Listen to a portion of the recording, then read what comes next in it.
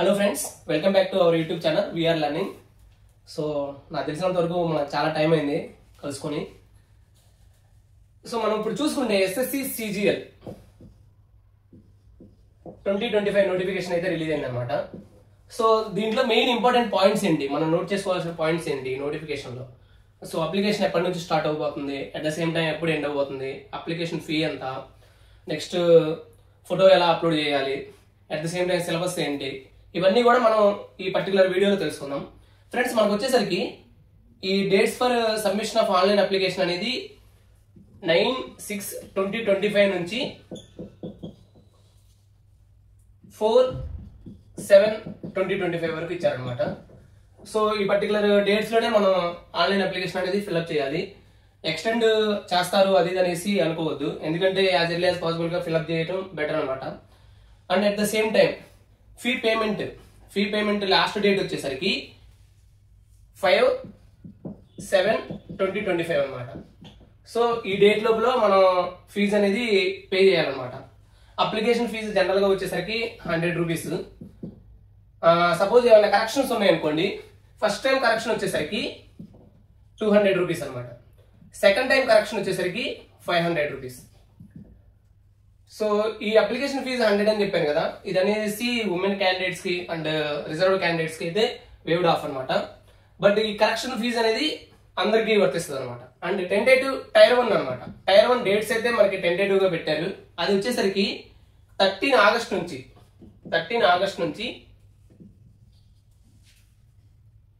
30 August వరకు ఇచ్చారు. So almost మనకు వచ్చేసరికి ఒక 18 డేస్ అయితే ఎగ్జామ్ జరగబోతా ఉన్నాయి అనమాట. 18 డేస్. ఫ్రెండ్స్, మనం రీసెంట్ గా గమనించినట్లయితే ఎస్ఎస్సి సిజిఎల్ కానీ ఎస్ఎస్సి ఎగ్జామ్స్ కానీ ట్రెండ్ అనేది ఎలా ఉందంటే చాలా స్పీడ్ గా ఇస్తున్నారు అనమాట. ఏవి రిజల్ట్స్ కానివ్వండి, at the same time appointment letters కానివ్వండి. So this is a good opportunity for us especially. And next tier 2 వచ్చేసరికి డిసెంబర్ 2025 అని మెన్షన్ చేశారు. సో డేట్స్ అయితే ఇవ్వలేదు వాళ్ళు పర్టికులర్ గా, బట్ స్టిల్ మనకి ఆగస్ట్ ఎండ్ అంటే ఆల్మోస్ట్ దగ్గర ఒక 3 to 3.5 months గ్యాప్ అయితే వస్తుంది అనమాట టైర్ 1 అండ్ టైర్ 2 కి. సో మనం బాగా ప్రిపేర్ అవడానికి ఈ టైం అయితే యూటిలైజ్ చేసుకోవచ్చు అనమాట ఆఫ్టర్ టైర్ 1. అండ్ నెక్స్ట్ పోస్టులు చూసుకుంటే మనకి ఇక్కడ పే లెవెల్ బట్టి ఇచ్చారనమాట. Pay level suppose pay level 7 కి వచ్చేసరికి ASO assistant section officer in central secretariat services అంటే CSS అంటారు. సో దీంట్లో CSS లో at the same time IB intelligence బ్యూరోలో అండ్ మినిస్ట్రీ ఆఫ్ రైల్వేస్ ఇలా మెన్షన్ చేశారనమాట. రకరకాల మినిస్ట్రీస్ అండ్ డిపార్ట్మెంట్స్ మెన్షన్ చేశారు. ఈ పోస్టులు వచ్చేసరికి గ్రూప్ బి అనమాట. గ్రూప్ బి పోస్టులు. వీటికి ఏజ్ లిమిట్ వచ్చేసరికి 18 to 30 years. అంటే మోస్ట్ ఆఫ్ ద పోస్టులు అనేవి 18 to 30 years ఉందన్నమాట. And at the same time inspector in customs అంటే CBIC CBDT ఈ డిపార్ట్మెంట్ లో ఇన్స్పెక్టర్ పోస్టులకు కూడా సేమ్ అనమాట 18 to 30 years. ఇవన్నీ కూడా పే లెవెల్ 7 కింద వస్తాయి అనమాట. అండ్ పే లెవెల్ 6 వచ్చేసరికి పే లెవెల్ 6 వచ్చేసరికి మనకి executive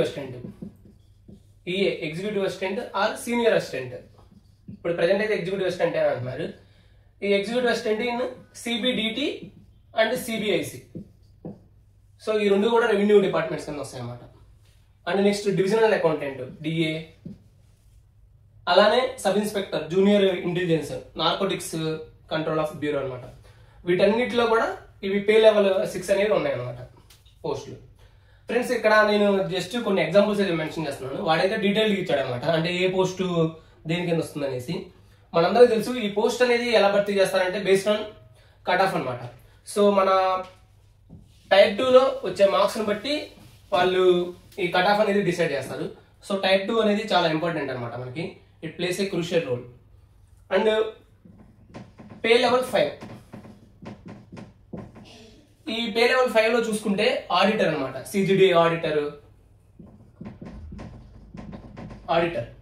సిజిడిఏ, CAG CAG, CGDA defence and controller general of accounts అంటే సిజిఏ అనమాట, అండ్ అదర్ మినిస్ట్రీస్. ఇవి వచ్చేసరికి గ్రూప్ సి పోస్టులు. లెవెల్ 5 నుంచి వచ్చేసరికి గ్రూప్ సి అనమాట. సో ఇక్కడ గ్రూప్ సి ఎందుకు మెన్షన్ చేశానంటే ఎక్స్ సర్వీస్ మెన్ వీళ్ళందరూ కూడా ఈ గ్రూప్ సి పోస్టులకి ఎలిజిబుల్ అనమాట. సో ఇది ఒకటి ఇంపార్టెంట్ థింగ్ మనకి. And at the same time level 4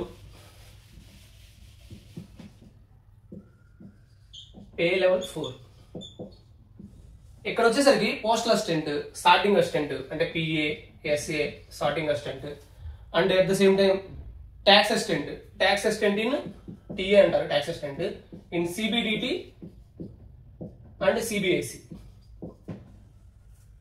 so ఈ రెండింటిలో కూడా ట్యాక్స్ అసిస్టెంట్లు ఉంటారు. జనరల్గా ఇవి ఎక్కువ పోస్టులు తీస్తారు అనమాట. సో ఇవి పే లెవెల్ 4 కింద వస్తాయి అన్నమాట.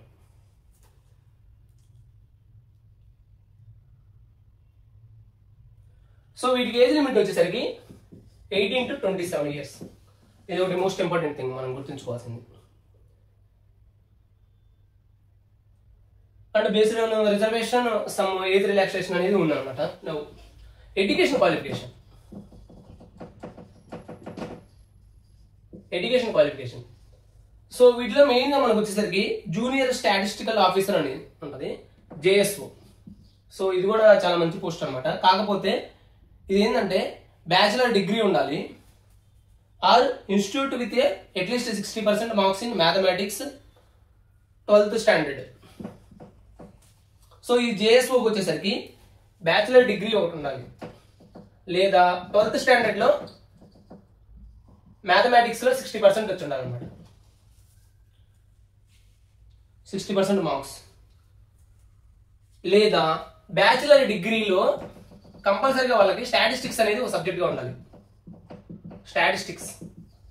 సో జూనియర్ స్టాటిస్టికల్ ఆఫీసర్ దాంట్లోనే ఉందన్నమాట. సో అదొకటి main part. And next one వచ్చేసరికి స్టాటిస్టికల్ ఇన్వెస్టిగేటర్ గ్రేడ్ 2. ఇది వచ్చేసరికి బ్యాచిలర్ డిగ్రీ వీళ్ళకి కూడా ఏంటంటే స్టాటిస్టిక్స్ అనేది ఒక సబ్జెక్ట్ గా కంపల్సరీగా ఉండాలన్నమాట. So SI statistical investigator grade 2. So దీనికి కూడా ఆల్మోస్ట్ క్వాలిఫికేషన్ అయితే అలా అనమాట. రిమైనింగ్ పోస్టులు వచ్చేసరికి అంటే ఇప్పుడు మనం చెప్పుకున్నాం కదా, ఆల్ అదర్ పోస్టులు వచ్చేసరికి అంటే ఇన్స్పెక్టర్ ఇన్ సిబిడిటి, సిబిఐసి లేకపోతే ఏఎస్ఓ వీళ్ళందరికి కూడా బ్యాచిలర్ డిగ్రీ కంపల్సరీ ఉంటారు.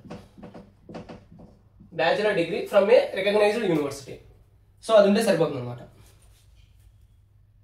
నెక్స్ట్ మనకు ఒక డౌట్ రావచ్చు, సార్ మేము ఫైనల్ ఇయర్ చదువుతా ఉన్నాము, సో మేము అప్లై చేసుకోవచ్చా అంటే ఎలిజిబిలిటీ అయితే ఉందన్నమాట.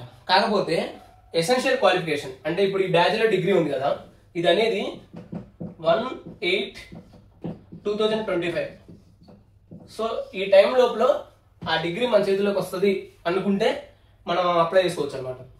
So final year students or candidates ఎవరైతే ఫైనల్ ఇయర్ లో చదువుతా ఉన్నారో వాళ్ళందరూ కూడా దీనికి అప్లై చేసుకోవచ్చు అండ్ మంచిగా ఎగ్జామ్ రాసుకోవచ్చు అనమాట. Next examination centres.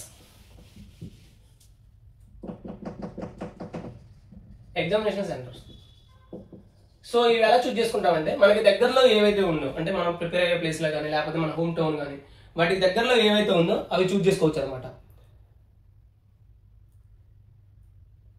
For example మనం ఆంధ్రప్రదేశ్ తీసుకుంటే చీరాల, కాకినాడ, కర్నూలు, రాజమండ్రి, విజయనగరం, విజయవాడ, విశాఖపట్నం. అలానే తమిళనాడు తీసుకుంటే సేలం, తిరుచిరాపల్లి, వేలూరు, హైదరాబాద్, తెలంగాణ తీసుకుంటే హైదరాబాదు, వరంగల్, కరీంనగర్, ఇంకెలా రకరకాల ఎగ్జామినేషన్ సెంటర్స్ ఉన్నాయి. మనకి ఏదైతే దగ్గరలో అంటే మనం ప్రిపేర్ అయ్యే చోటకు కానీ చాలా మంది హైదరాబాద్, విజయవాడలో ప్రిపేర్ అవుతూ ఉంటారు, వాళ్ళు హైదరాబాద్, విజయవాడ పెట్టుకోవచ్చు. లేదా హోమ్ టౌన్ సపోజ్ వాళ్ళది శ్రీకాకుళం అనుకోండి, శ్రీకాకుళం పెట్టుకోవచ్చు అనమాట. సో అలా నియరెస్ట్ అంటే కన్వీనియంట్. ఈ ఆన్లైన్ అప్లికేషన్ ఫిల్అప్ చేసినప్పుడు మనకి 2 ఉన్నాయి అనమాట. One time registration OTR. ఇది ఏంటంటే బేసిక్ డీటెయిల్స్ మొత్తం ఒకసారి ఫిల్అప్ చేస్తాము. ఇది ssc.gov.in వెబ్సైట్ లో ఆర్ మై SSC ఇది మొబైల్ యాప్ అన్నమాట. సో ఈ యాప్లో ఈ వన్ టైం రిజిస్ట్రేషన్ అయితే కంప్లీట్ చేస్తాం అనమాట. బేసిక్ డీటెయిల్స్ ఇస్తాము, మన ఫోటో ఇస్తాము, సిగ్నేచర్ అవన్నీ అప్లోడ్ చేస్తాము. అండ్ ఫోటో అప్లోడ్ చేసేటప్పుడు లైవ్ ఫోటో అప్లోడ్ చేయాలన్నమాట. అది మనం గుర్తుంచుకోవాల్సిన మెయిన్ ఇంపార్టెంట్ థింగ్ అనమాట. ఎందుకంటే చాలా మంది ప్రీ ఎగ్జిస్టింగ్ ఫొటోస్ అవన్నీ అప్లోడ్ చేస్తూ ఉంటారు. అప్పుడు ఏమవుతుందంటే వాళ్ళ అప్లికేషన్ అనేది రిజెక్ట్ అవుతుంది అనమాట. సో లైవ్ ఫోటో, ఆ లైవ్ ఫోటో అప్లోడ్ చేసేటప్పుడు కూడా, అంటే క్యాప్చర్ చేసేటప్పుడు కూడా మనం క్యాప్స్, చాలా మంది స్పెట్స్ వాడేవాళ్ళు ఉంటారు, అవేమో లేకుండా చూసుకోవాలన్నమాట. అండ్ గుడ్ లైట్, మనకి లైట్ అనేది కరెక్ట్గా ఉండేటట్టు అన్నీ చూసుకుంటే మన అప్లికేషన్ అనేది ఈజీగా ప్రాసెస్ అవుతుంది అనమాట. సో మనకి నోటిఫికేషన్లోనే వన్ టైం రిజిస్ట్రేషన్ ఎలా చేయాలి అవన్నీ కూడా క్లియర్గా ఇచ్చారు. ఫస్ట్ ssc.gov.in వెబ్సైట్లోకి వెళ్ళి వన్ టైం రిజిస్ట్రేషన్ చేసుకున్న తర్వాత ఈ particular form SSC CGL 2025 application fill up చేయడం. అండ్ నెక్స్ట్ ఫీ పేమెంట్ అనమాట. ఫీ పేమెంట్ చేసిన తర్వాత మనకు ఒక అప్లికేషన్ వస్తుంది, దాన్ని ప్రింట్ తీసుకొని పెట్టుకుంటాం అనమాట. ఎందుకంటే మనకి మన అప్లికేషన్ అనేది ఫిల్అప్ చేసినట్టు మనకి గుర్తుగా ఉంటుంది. Now main important thing, scheme of tier 1 examination ఎలా ఉంటుంది, టైర్ 2 ఎగ్జామినేషన్ ఎలా ఉంటుంది, అండ్ వీటి రిలేటెడ్ సిలబస్ ఏంటి, ఇవన్నీ కూడా మనకి ఆల్రెడీ నోటిఫికేషన్ మెన్షన్ చేశాడు. బట్ స్టిల్ ఒకసారి చూద్దాం. సో ఫస్ట్ వన్ వచ్చేసరికి టైర్ 1 ఎగ్జామ్. సో ఈ టైర్ 1 ఎగ్జామ్ లో మనకి జనరల్ ఇంటెలిజెన్స్ అంటే రీజనింగ్, ఇది వచ్చేసరికి 25 క్వశ్చన్స్ ఉంటాయి అన్నమాట. And each question carries 2 marks. So 25 into 2 50. And next general awareness, same 25 questions, 25 into 2 50 marks. And next one వచ్చేసరికి క్వాంటిటేటివ్ యాప్టిట్యూడ్ QA, ఇది కూడా సిమిలర్ అనమాట, 25 into 2 that equal to 50 marks. And last English comprehension అంటే English subject. So ఇది 25 into 2 50 marks, total 200 marks అన్నమాట. So based on cut of, దీంట్లో మనకి marks మంచిగా వచ్చేదాన్ని బట్టి మనం ఏ పోస్టులకు ఎలిజిబిలిటీ అనేది ఇస్తాడనమాట. సో ఇక్కడ నెగిటివ్ మార్కింగ్ అయితే ఉంది మనకి. టైర్ 1 నెగిటివ్ మార్కింగ్ వచ్చేసరికి ఆఫ్, సో 0.5 అనమాట, దట్ ఈక్వల్ టు. సో అందుకని మనం ఖచ్చితంగా మనం తెలిస్తేనే పెట్టాలి, లేదంటే వదిలేయడం బెటర్ అనమాట. ఎందుకంటే మనం వచ్చిన మార్క్స్ పోగొట్టుకోవడం కంటే better we leave that question. This is tier 1 friends. Now tier 2. Tier 2 ఇక్కడ వచ్చేసరికి సెక్షన్స్ అలా రకరకాలుగా ఇచ్చాడు. అవే ముద్దు మనకి. బేసిక్గా ఏంటంటే మ్యాథ్స్ అండ్ రీజనింగ్. ఇవి వచ్చేసరికి 30 క్వశ్చన్స్ ఉంటాయి. 30 into 3 90 మార్క్స్. అంటే ఇక్కడ కూడా 30 into 3 అనమాట, 90 మార్క్స్. అంటే ఒక్కో question carries 3 marks. So total 180. ఇక్కడ నెగిటివ్ వచ్చేసరికి 1/3 నెగిటివ్ మార్కింగ్. నెక్స్ట్ ఇంగ్లీష్, అంటే టైర్ 1 లో ఉన్న సబ్జెక్ట్స్ టైర్ 2 లో కూడా ఉంటున్నాయి. But still number of questions and at the same time అవి క్యారింగ్ మార్క్స్ అవి చేంజ్ అవుతుంది అనమాట. అండ్ జనరల్ అవేర్నెస్, ఇంగ్లీష్ వచ్చేసరికి 45 క్వశ్చన్స్ అండ్ జనరల్ అవేర్నెస్ వచ్చేసరికి 25 క్వశ్చన్స్. Same 3 marks. ఇవి వచ్చేసరికి 135, ఇవి వచ్చేసరికి 75. సో టోటల్ కలిపి 210. ఇంగ్లీషు జనరల్ అవేర్నెస్ రెండు కలిపి 210 మార్క్స్ అనమాట. ఇక్కడ మనం చూసుకుంటే maths reasoning 180 marks. Now computer test. So ఇది అనేసి 2022 నుంచి స్టార్ట్ చేశారనమాట కంప్యూటర్ టెస్ట్ అనేది. 20 క్వశ్చన్స్ ఇస్తారు, ఒక్కోటి 3 మార్క్స్ క్యారీ చేస్తుంది. సో 60 మార్క్స్ అన్నమాట టోటల్.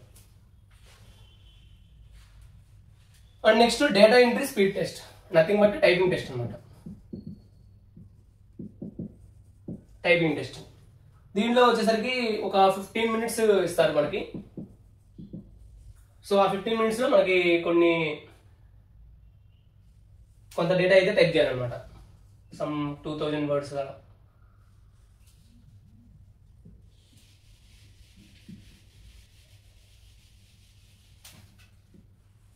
ఇది ఫ్రెండ్స్ SSC CGL 2025 నోటిఫికేషన్ యొక్క మెయిన్ ఇంపార్టెంట్ పాయింట్స్. అండ్ మన నెక్స్ట్ వీడియోలో మనం పర్టికులర్ సబ్జెక్ట్కి అంటే రీజనింగ్కి ఏ బుక్స్ అయితే బాగుంటుంది, ఏవి ప్రిపేర్ అయితే బాగుంటుంది, అట్ ద సేమ్ టైం మిగిలిన జనరల్ అవేర్నెస్ అయితేనేమి, క్వాంటిటేటివ్ యాప్టిట్యూడ్ అయితేనేమి, ఇంగ్లీష్కి అయితేనేమి ఏవి ప్రిపేర్ అయితే బాగుంటాయి అవన్నీ కూడా మీకు క్లియర్గా చెప్తాను. And strategy. సో మనకి టైం అయితే దగ్గర దగ్గర ఒక 2 months అలా ఉందన్నమాట. సో మనం తీసుకోవాల్సిన స్ట్రాటజీ ఏంటి, ఏ బుక్స్ ప్రిపేర్ అవ్వాలి, ఏ బుక్స్ ప్రిపేర్ అయితే ఈజీగా గెట్ ఆన్ అవ్వగలం, అవన్నీ కూడా మీకు క్లియర్గా ఎక్స్ప్లెయిన్ చేస్తాను. So until then, thank you for watching this video and please share it to your friends and fellows who are preparing for competitive exams. Thank you friends.